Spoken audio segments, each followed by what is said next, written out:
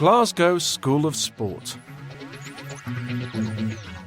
The Glasgow School of Sport is Scotland's first school for sports. In fact, it is the only sports school in the UK. It isn't like other schools. At a sports school, there are school subjects like history, English and science. But the students also do sports every day. In a normal school, you do sport once or twice a week, not every day.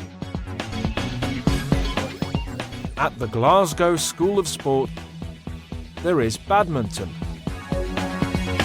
hockey, swimming, athletics, and gymnastics.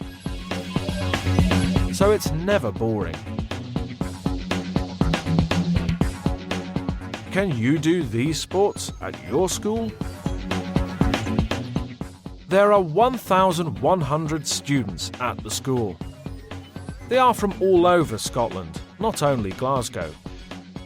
There are many very good athletes at the school. Every year, they win competitions for their school and for Scotland.